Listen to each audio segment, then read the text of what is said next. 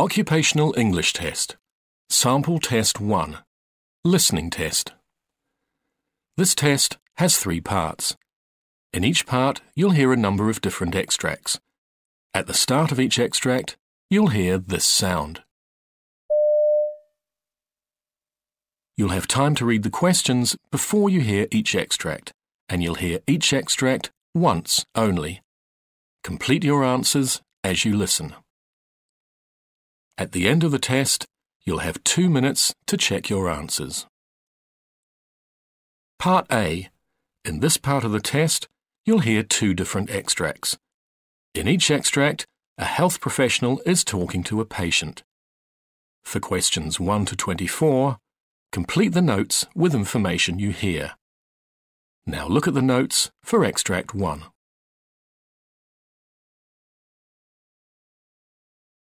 Extract 1. Questions 1 to 12. You hear a physiotherapist talking to a new patient called Ray Sands. For questions 1 to 12, complete the notes with a word or short phrase. You now have 30 seconds to look at the notes.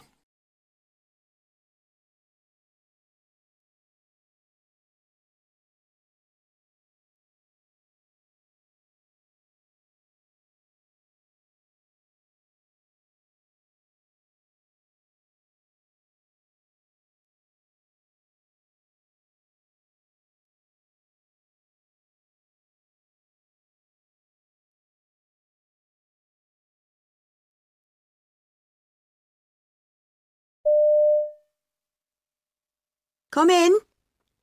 It's Mr. Sands, isn't it? That's right, Ray Sands. Now, I think you've been referred to me because you're suffering from sciatica. That's right. Not for the first time, actually. OK. Well, I've got some notes here, but perhaps you can tell me in your own words about any previous bouts of sciatica you've had, what treatment you had, what worked for you, anything else you can remember. Righto. Well, it all started when I hurt my back, about 18 months ago now. OK. I was giving somebody a hand with a heavy suitcase and I felt it go, just like that. Anyway, I slowly got over that, despite occasional flare-ups, and then, out the blue, about a year ago, sciatica developed. And it was 6 months till that finally cleared up altogether. Now it's come back in the last month or so, I'd say. I see. And your GP said it was sciatica? Yeah, I had this pain all the way down my right leg, and she said the real problem was in my back because the sciatic nerve was getting trapped. Right. I mean, I'm telling you, this was no ordinary pain. It was really intense. I mean, to the extent that I couldn't stand for very long, couldn't walk hardly any distance, I couldn't sleep. Oh. I mean, the most frustrating bit for me was that I couldn't even turn over in bed. It just hurt so much. I just couldn't get comfortable. Do you know what I mean? Sometimes I'd have, a sort of tingling feeling in my calves as well. Right. But then at other times, my whole leg just felt a bit numb, really. It was weird. And of course, I couldn't go to work. I'm an events organiser, so I travel about a lot. I'm setting things up for conferences, lugging stuff around, And so there was no way I could manage any of that, the state I was in. OK. So how was this treated? Well, in the first instance, I was given painkillers, obviously. Ibuprofen, as far as I can remember. Right. And I was told to put compression packs on the affected area.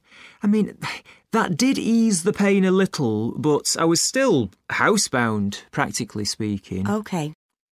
Then the GP sent me to see an osteopath, and I got some treatment there, but it didn't seem to make much difference. Right. So I was referred to a sports injury specialist, of all things. And he did a number of things that did seem to ease things a little, like working on my spine and lower legs. Oh, and he gave me a set of exercises to do at home. I see. Any other treatment? I almost forgot. There was this course of injections, and I went for various other therapies, like ultrasound, and another one where they do Well, they use like electrical impulses. I can't remember exactly what it's called. OK. At one point, I even considered acupuncture, but by then, the other things were beginning to take effect and the symptoms were subsiding, so I gave it a miss. So, which of these various treatments do you feel was most effective? What made the difference? Well, I couldn't say for certain because it all went on for 4 months without much improvement, really. Then it wasn't until suddenly in the 5th month things changed quite dramatically. So to be honest with you, I think it was the combination of treatments gradually taking effect and coming together rather than one single thing making the difference. OK. And did anyone ever talk to you about what might be causing the problem? Well, I think everyone assumed that a slipped disc was behind it all, but was never actually confirmed as that. I mean, I know there is this other condition where you get a lot of pain in the buttocks, but that wasn't my experience. OK. And did anyone talk to you about aspects of your lifestyle that might be contributing to the problem? Well, I remember actually there was one of the therapists.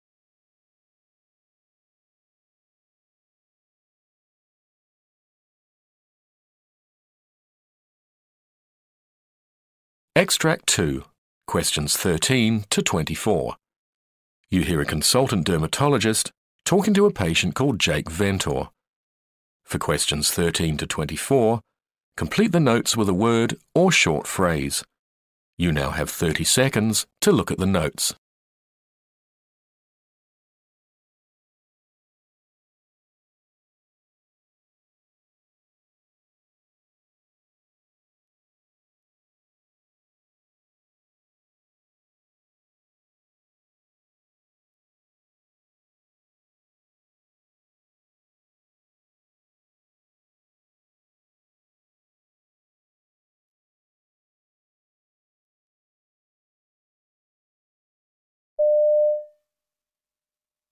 Jake Ventor? Please come in and take a seat. Thanks. OK, now I understand from your GP that you've got a problem with your hand? Yes, I went to see a couple of weeks ago because of a sore on my left hand. I've had it for years, but not all the while. You know, it appears, then it gets better, then it comes back. It's here on the palm. It's almost gone now. But she wasn't sure what it was, so she said I'd better see a dermatologist.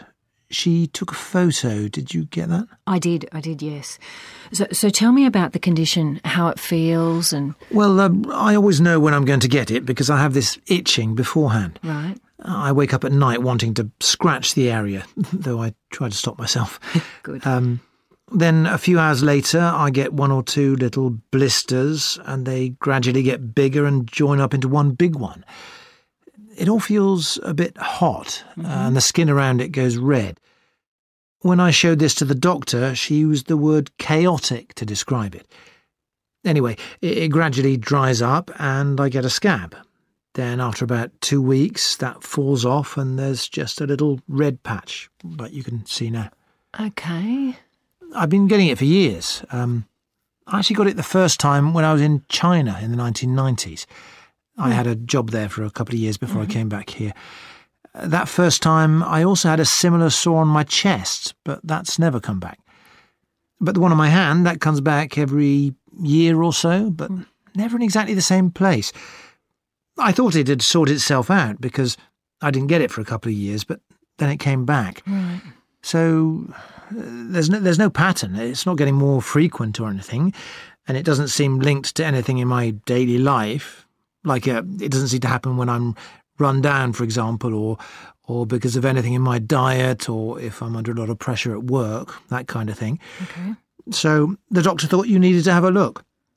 Also because I had a malignant melanoma on my back that was removed in 2006. Right. It was at quite an early stage and it hadn't got too deep. OK, well, that's good. Still, I'll just have a look at your back. Mm-hmm. Was it down here? Yeah, that's right. OK. Well, yeah, that all looks absolutely fine. Well, I don't think you need to worry about anything sinister here. By the way, have you ever had cold sores? No, never. But I did wonder if this thing on my hand was something like that. In fact, I wanted to ask you about that.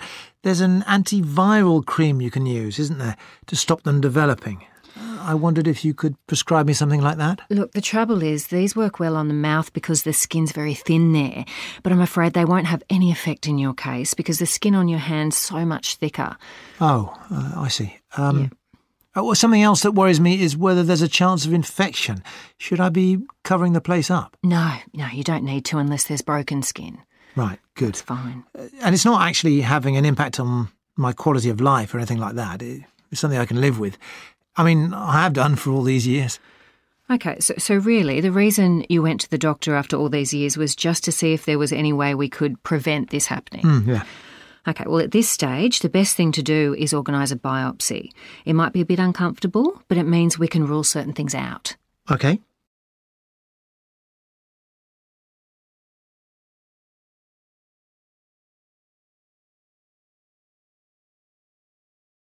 That is the end of Part A. Now look at Part B.